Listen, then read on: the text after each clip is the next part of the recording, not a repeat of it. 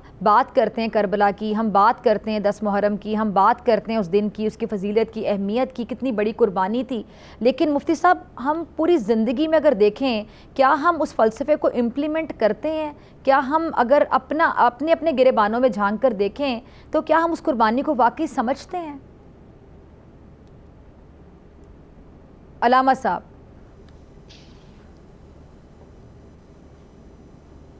بسم اللہ الرحمن الرحیم، رب اشرح لی صدری ویسر لی امری واحلل عقدۃ من لسانی یفقہوا قولی۔ بہت شکریہ کہ آپ نے 10 محرم الحرام کے لیے ایک گفتگو کا موقع فراہم کیا۔ اللہ تعالیٰ بول ٹیلی ویژن کے تمام ذمہ داروں کی توفیقات میں اضافہ فرمائے۔ لیکن سب سے پہلے تو ہمیں سمجھنا ہوگا فلسفہ قیام امام حسین علیہ السلام کیا ہے۔ جب اس فلسفے کو سمجھیں گے تو آج کے زمانے کے لحاظ سے ہم دیکھیں گے فلسفہ قیام امام حسین علیہ السلام، خود امام حسین علیہ السلام کی زبانی جب سنتے ہیں تو خود امام حسین کہتے ہیں انی لم اخرج اشرا ولا بطرا ولا ظالما ولا جائرا بل خرجت لطلب الاصلاح فی امت جدی اريد تسیر بصیرت جدی و ابی۔ دیکھیں آپ فرماتے ہیں میں امت میں اصلاح کے لیے نکلا ہوں۔ مقصد امام حسین علیہ السلام امت میں اصلاح ہے۔ کس طرح سے؟ امر بالمعروف سے، نہی عن المنکر سے۔ امر بالمعروف اور نہی عن المنکر وہ وظیفہ ہے جو قرآن مجید نے پوری امت پر فرض کیا۔ یہ کب فرض ہوتا ہے؟ یہ اس وقت فرض ہوتا ہے خرابیاں ظاہر ہوتے ہیں۔ ایک وقت امت میں اس وقت شاید امر بالمعروف اور نہی عن المنکر اس طرح سے فرض نہ ہو جائے جس طرح سے خرابیاں برائیاں ظاہر ہوتی ہیں۔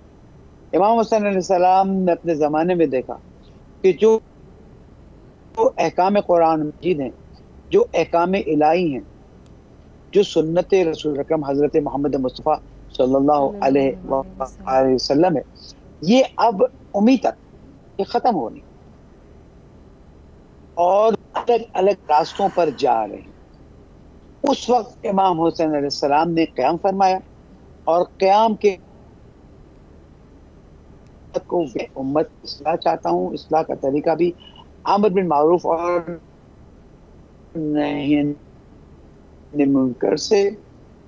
اور سیرت میں دنیا میں آ کے دیکھیں تو برائیاں فساد پھیل چکے اور امت حضرت محمد مصطفیٰ صلی اللہ علیہ وآلہ وسلم قرآن مجید کی تعلیمات سے کوسوں دور چلی گئی، سنت حضور اکرم صلی اللہ علیہ وآلہ وسلم کو بھلا چکی۔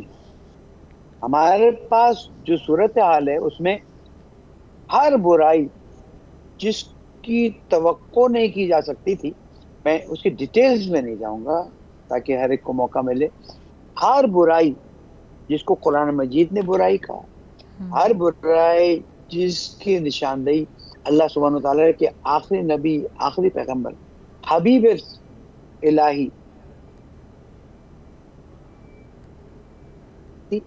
موجود ہے، امت میں جب موجود ہے تو اب کربلا کی رسم کو ادا کرتے ہوئے ہمیں بھی امر بالمعروف اور نہی عن المنکر کرنا ہوگا۔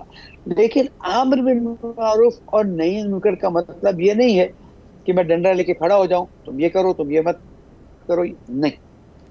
جو طریقہ قرآن مجید نے اللہ سبحانہ وتعالیٰ نے ہمیں بتایا، ادعو الی سبیل ربک بالحکمت والموعظۃ الحسنہ، حکمت کے ذریعے۔ حکمت وہ پازیٹیو ایٹیٹیوڈ ہے جس سے ہر عقل مند انسان سننے اور سمجھنے کے لیے تیار ہو جائے گا۔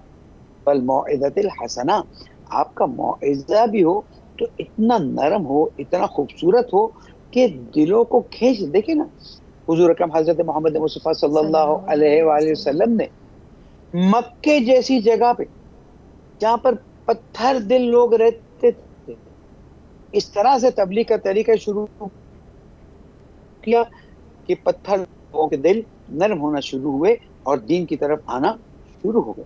آج بھی ہمارے زمانے کے لوگ پتھر دل نہیں ہیں، لیکن راستہ بھٹک چکے ہیں۔ ہمیں اس راستے کی طرف بلانے کے لیے قرآن اصول پہ چلنا ہوگا۔ सब्सक्राइब करें और बेल दबाएं ताकि कोई खबर रह न जाए।